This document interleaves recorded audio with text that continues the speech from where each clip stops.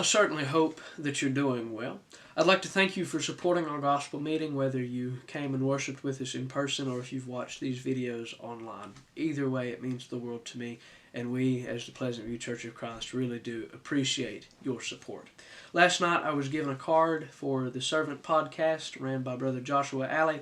Wonderful podcast. I have personally subscribed to it, and I think if you haven't at least given it a look, you're missing out. So again, I'd like to encourage you to take a look at it, and I'll leave a link to it in the description of this video. Now, in today's video, I'd like to read from Galatians chapter 6. We'll start reading in verse 6 down to verse 10. He says, "Let him who is taught the word share in all good things with him who teaches." In other words, don't forget your teachers. He says in verse 7, "Do not be deceived, God is not mocked. For whatever a man sows, that will he also reap."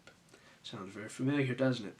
He says, "For he who sows to his flesh will of the flesh reap corruption, but he who sows to the Spirit will of the Spirit reap everlasting life." He says in verse 9, "And let us not grow weary while doing good, for in due season we shall reap if we do not lose heart. Therefore, as we have an opportunity, let us do good to all, especially those of the household of faith." Paul says, don't forget your teachers, those who have taught you the way. Don't forget them. He says, share in your good works with them.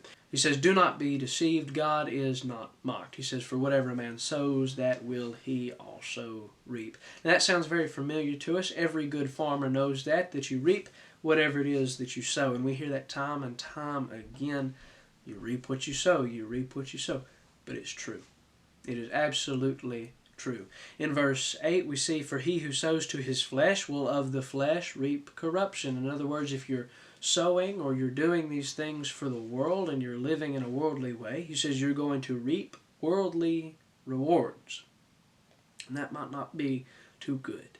And he also says, "But he who sows to the Spirit," or he who works towards the Spirit, he's planting those seeds in his life and he's doing these good things, he says, "will of the Spirit reap," notice this, "everlasting life."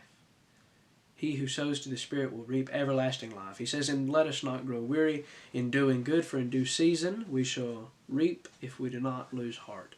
And as we live our lives as Christians, of course, we want to try and do good. We want to try and be kind and considerate, merciful to everyone that we meet, of course. But it's natural to an extent to be weary, right? It happens, unfortunately, and if we're not careful, it can happen to us.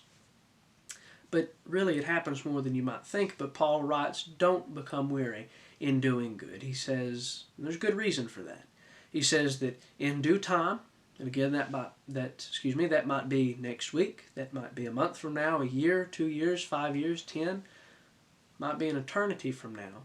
He says, you will reap your reward. So, with that in mind, be mindful, remember to sow the right seeds. He says, therefore, as we have an opportunity, let us do good to all. Let us do good to all, especially those who are of the household of faith. I want to thank you so much for watching, and I'll see you tomorrow.